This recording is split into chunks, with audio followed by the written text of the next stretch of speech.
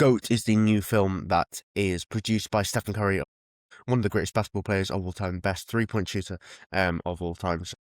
This is my review of GOAT. The Letterboxd description of it is, "You're never too small to dream big." Will, a small goat with big dreams, hits a one-in-a-life shot to join the pros and play Raw Ball, which is basketball equivalent in this animal world. High-intensity, co-ed, full-contact sport dominated by the fastest, fiercest animals in the world. Will's new teammates aren't thrilled by having a little goat on their roster, but Will is determined to revolutionize the sport and prove once and for all that smalls can ball. So this is directed by Tyree Dilhay, that's his directorial debut. It features Caleb McLaughlin as Will Harris, who's the protagonist in the story. Gabrielle Union as Jet Fillmore, who is seen as the greatest player of all time, but has never won a championship. Think, if you know basketball, something like Chris Paul, except the LeBron James. I think if LeBron James has never won a championship, basically. Stephen Curry plays Lenny Williamson. I was surprised because I didn't think Stephen Curry was going to voice act in it, because I know he produced it, but I didn't know he's actually in it. So when I heard his voice, I was like, oh, that's Steph Curry. Then we have Aaron Pierre, who is main attraction, who is, he's like how can I say it right? So if you have, let's think at the minute, right? You have SGA and Jokic. Those are the two best players in the world at the minute. Think of Jokic as Chet Fillmore. Like, this isn't GOAT all-time conversation. This is just purely from now standpoint to understand these two characters. So Jokic doesn't have the best supporting cast around them. Obviously, the Nuggets at the minute doing really, really well. But say Jokic has not won a championship with the Nuggets, and Shea has won a championship with OKC, right? With the best team in the world, but that's another conversation, and SGA is the MVP. So yeah, say Shea won a championship and OKC are the best team in the world. I say, imagine they are the best team in the world. There's no need to hide that. We all know, and they are going to go for a repeat. So Jokic has never won a championship, and has a really bad supporting cast around him, like idiots. Oh, this is an even better analogy. Think Giannis on the Bucks right now, except he's not won a championship. Think Giannis on the Bucks. That is exactly the thing, right? He has literally no supporting cast around him. The owners are just not helping by making awful moves after awful move. Yeah, obviously I've gone too much off topic, but think Giannis on the Bucks. That's Jet Fillmore. And now, she decides, I'm just going to piss you off and get a GOAT, who was Will Harris. And obviously Will Harris has looked up, he's wanted to play in Vineland for, can't remember what, the thing he is, but he's wanted to play for that team. He's went to the stadium, the arena, and just watched him play his whole life. He's looked up to Jet Fillmore. That's the reason he's even playing in the first place. And Jet is just being a bit of an arrogant, stuck-up asshole. It's just like, this is my team, everyone else is awful, I'm not going to pass the ball, type thing, So it's also got David Harbour in it, along with some other voice performances from Dwayne Wade, who was a 3-time champion and finals MVP, and a 13 times All-Star, Angel Reese, who is a 2-time WNBA All-Star, WNBA All-Rookie Team, and 2-time WNBA rebounding leader, and Ayesha Curry, who is Stephen Curry's wife. There's also Kevin Love, who is an NBA champion in 2016, 5-time All-Star, and Andre Iguodala, who is 4-time NBA champion with the Warriors, and finals MVP and All-Star. Obviously won finals MVP.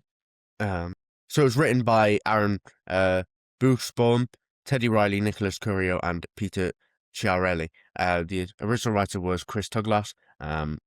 So yeah, I mean, the film is very much centered around Stephen Curry. Like, if you watch this, it's very much like the guy can shoot threes. He is known for his shooting ability. I mean, he actually goes up against main attraction in the court, and does the little Harden, obviously when he crosses over and does the shimmy. He doesn't do the shimmy in the film though, but when he does the crossover and then James the 3. There's that bit in it as well. But yeah, going back to that, it's about Stephen Curry, even though what I find funny is Stephen Curry in basketball is often labeled as short, even though he's 6'2" or 1.88 meters. Yeah, no, I mean, going back to this, I really enjoyed it. I thought it was a compelling story, even if it was a bit cliche. I thought it was very good. I think it was interesting. I like the character arc. One thing I will say is it can be a bit corny at times. This may be because, and it probably is, because of it's geared towards a very young audience. So yeah, I enjoyed the Robo Court, the production design and the set design was really, really good. The animation, from that end, I thought the courts were really nice. It really encapsulates all the animals into different cities um, in that world. It kind of reminds me of it was like Zootopia, or Zootropolis. With all the animals and they have the different sections, and it's very similar in that regards. But yeah, it's really, really great. I enjoyed like Will Harris's protagonist. He's very likable. I enjoyed his character. Thought Caleb McLaughlin was good, even though sometimes some of the line deliveries are a bit corny at times. But maybe that's just the character. But overall, he's good character. You definitely can see some basketball players like in real life, not in real life, but you can definitely see some influence from basketball. For example, Giannis on as I said, think of the example of Giannis in the Bucks. Well, on the team they have a bunch of players, So, for example, there's a Rhino who has the number 34 jersey, and he just reminded me of Giannis because, well, the 34 number, I mean, that is his number. And he always, the characters in the film always has kids around him and doesn't have to control them sometimes. Obviously, you see clips from All-Star Weekend, and you can just see his kids just around, the locker room, which I think is quite nice. But, yeah. John Horster is the Bucks GM. Do not get any ideas from this. This is the type of thing that the Bucks would do, apart from signing another Antetokounmpo brother to please Giannis. If you're a fan of basketball, you'll like this. Genuinely, it's really enjoyable. It's very much cliche underdog story.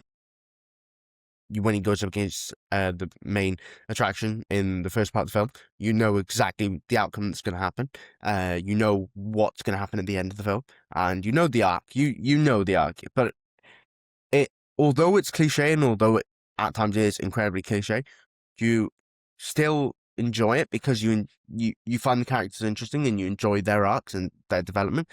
So you do enjoy it, even though if it is cliche, it is at the end of the day an animated kids film, and you have to keep kids engaged. And I think if kids are enjoying it, then it's a good film, and I certainly enjoyed it. So yeah, no, I think it's always a good indicator of how good a kids film is if the adults in your screen aren't looking at their phones and looking at the screen. Because when I watch SpongeBob, which there's a review you can check out.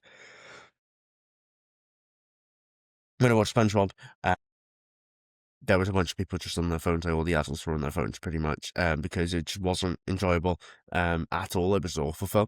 Obviously there's positives and negatives of it, but this is me getting off track.